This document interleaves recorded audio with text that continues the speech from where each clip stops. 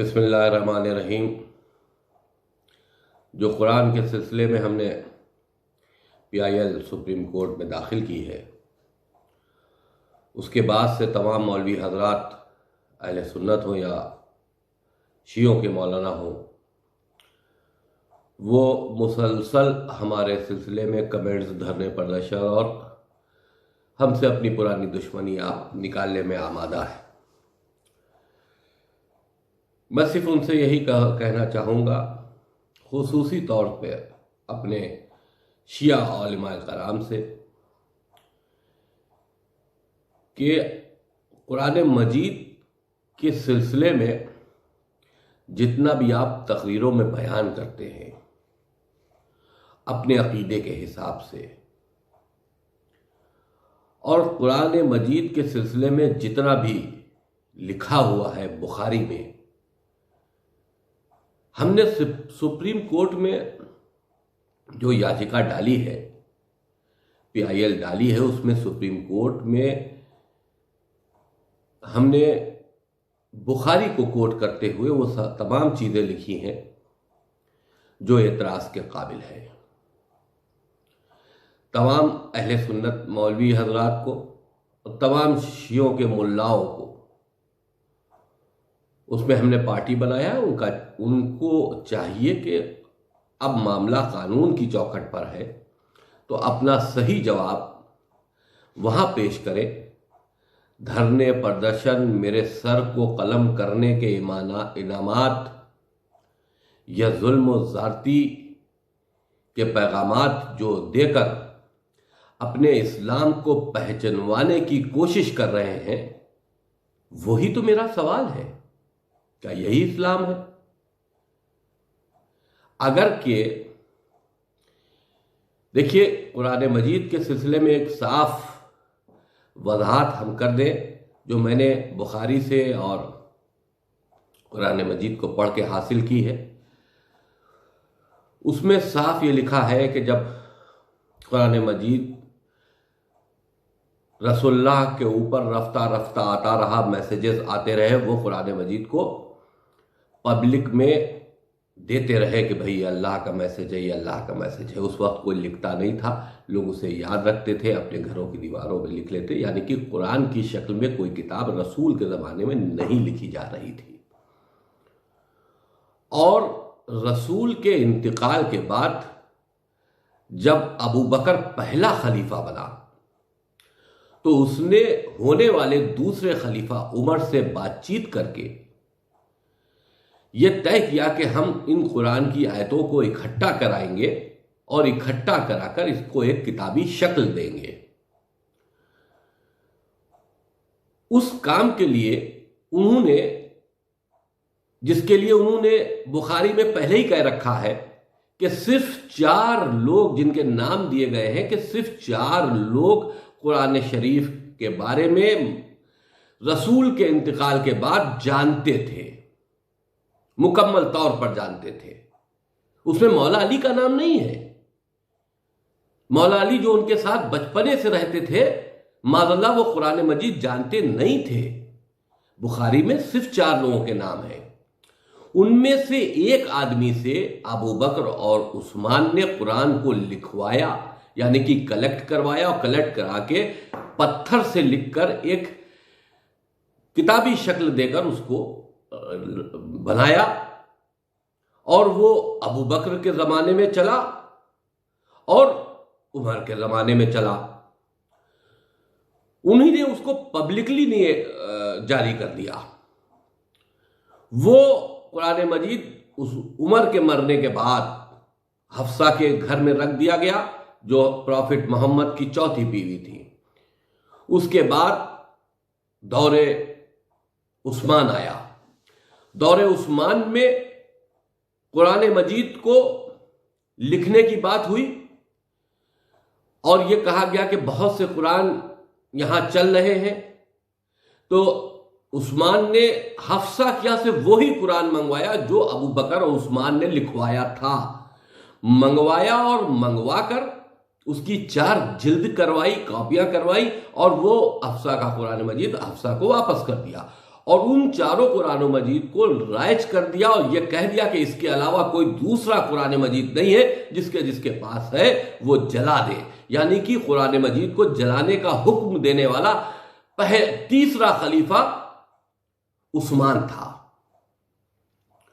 और किताबी शक्ल में जो लोग इस वक्त भ्रम पैदा कर रहे हैं कि अल्लाह की तरफ से किताबी शक्ल में कुरान आया और एतराज हो रहा, नहीं, किताबी शक्ल में आया होता तो कोई एतराज नहीं करता, चाहे उसमें कुछ भी लिखा होता।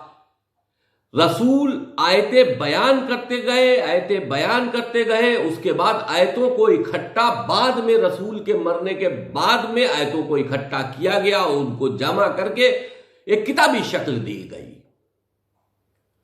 अब जमा करने वाले कौन थे? क्या वो आले रसूल थे? नहीं, सहाबियों में से थे। आले रसूल हजरत अली अलैहिस्सलाम जब अपना कुरान उमर के दरबार में, अबू बकर के दरबार में लेके गए, जब कुरान ढूंढा जा रहा था, तो उन्होंने उस कुरान को मना कर दिया कि हमको हजरत अली का कुरान नहीं चाहिए। हमने तमाम मजलिसों में यह सुना है कि जो कुरान हजरत अली देने गए थे, जो खलीफाओं ने वो कुरान नहीं लिया, वो कुरान अब जब हमारे इमाम का ज़हूर होगा तो उनके हाथ में होगा। अगर कि वो कुरान जो इमाम अली का है और वो आखिरी जो हमारे इमाम हैं उनके हाथ में होगा और वो ज़हूर करेंगे, तो यानी कि कुछ ना कुछ तो इस कुरान में गलत है, तभी तो वो सही कुरान लाएंगे। या तो ये अकीदा गलत है, और अगर अकीदा सही है तो फिर ये कुरान गलत है। कुरान को लिखने वाले 3 खलीफा और पब्लिश करने वाले 3 खलीफा और इस पे कुरान की मोहर लगाने वाले 3 खलीफा, और उन तीनों खलीफाओं ने इस कुरान मजीद को जारी किया। अब कहा जाता है कि ठीक है, किताब उस्मानी, जिसको हम कुरान मजीद भी कहते हैं, उसको किताब उस्मानी भी कहते हैं क्योंकि उस्मान ने इसको जारी किया था। अगर के कहा यह जाता है कि रसूल के बाद यह सब वाकया हुआ है, तो आले रसूल ने कभी भी इस पर कोई नुक्ता चिंती नहीं की, इस पर कोई ऑब्जेक्शंस नहीं किए। तो हम कौन होते हैं इस पे ऑब्जेक्शंस करने वाले? बहुत सी ऐसी मसलहतें थीं मौला अली के जमाने में जिसको मसलहतन उन्होंने उस पर खामोशी इख्तियार की।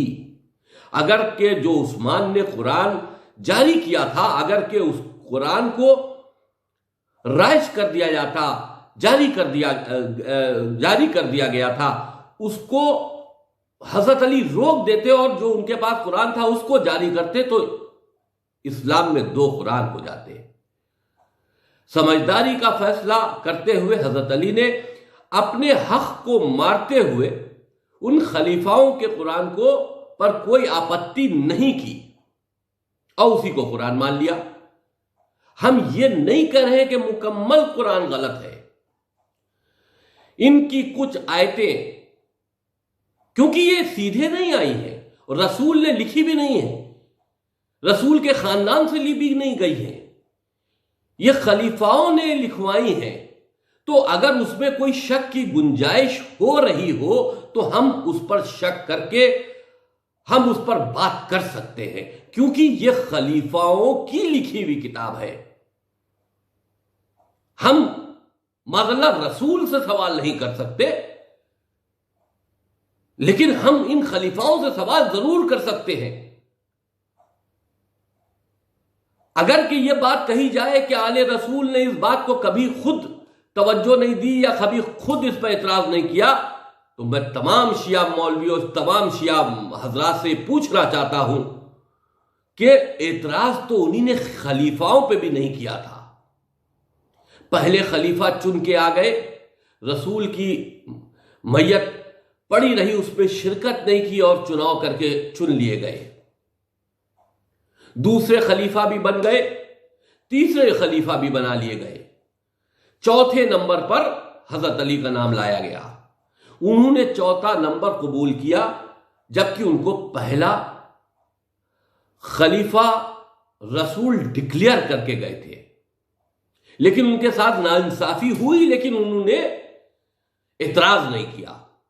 तो फिर हम लोगों को चाहिए कि पहले हम तीनों खलीफाओं को माने, फिर चौथे खलीफा हजरत अली को माने, और फिर पहले इमाम हसन से शुरू करें, दूसरे इमाम हम इमाम हुसैन को माने, पहले खलीफाओं को माने, क्योंकि हमारे इमामों ने कभी उन पर एतराज नहीं किया, तो हमको भी मानना चाहिए।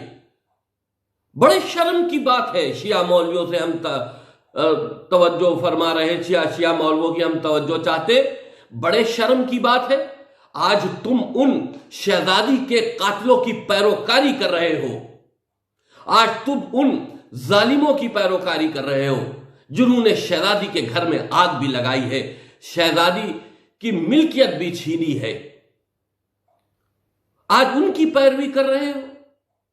कुरान मजीद के सिलसिले में मैंने बात क्या कह दी, आपने हमारी जबान काटने के लिए, हमारा गर्दन काटने के लिए, हमको इस्लाम से बेदखल करने के लिए तमामों फतवे दे दिए। आज हमारे शिया भाई ज्यादा तादाद में जोशीले हो गए हैं, और वो ज्यादा तादाद में आगे बढ़ रहे हैं। उनको क्या नहीं मालूम कि किसकी पैरोकारी में जा रहे हो?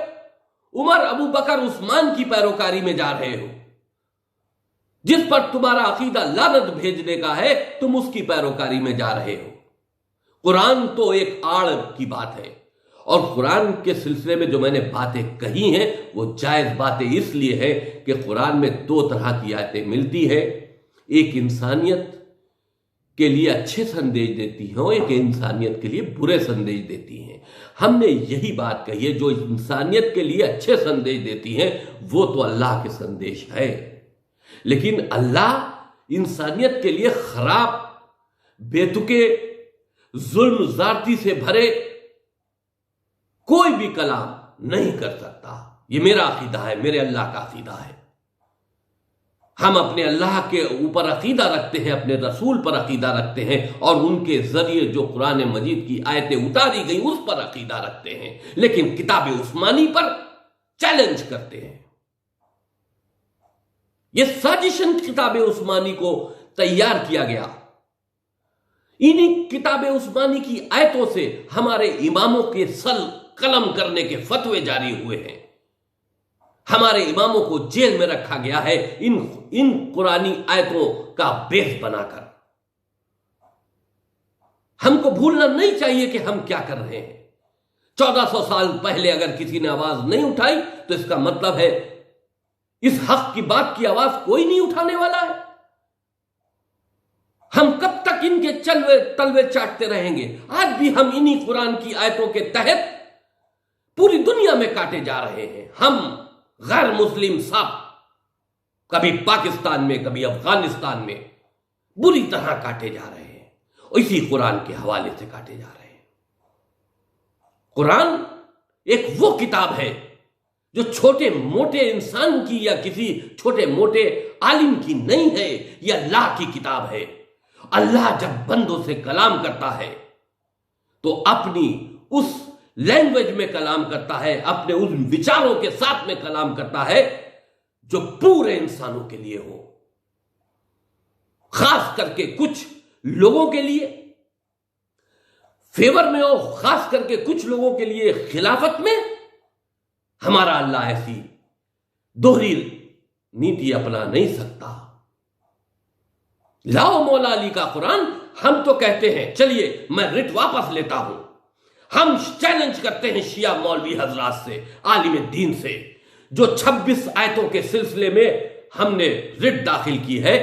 अगर उन 26 आयतों का अमल आले रसूल ने, यानी कि पहले इमाम से लेकर आखिरी इमाम तक, अपनी जिंदगी में उन्हीं ने उसको करके दिखाया हो, अपनी अमलिया जिंदगी में उस पर उन लोगों ने उस पर अपने को अपने से जोड़ते हुए कोई अमल किया हो और किताब में लिखा हो, हमारी हमको ला के दो, हम आज इस PIL को वापस करेंगे।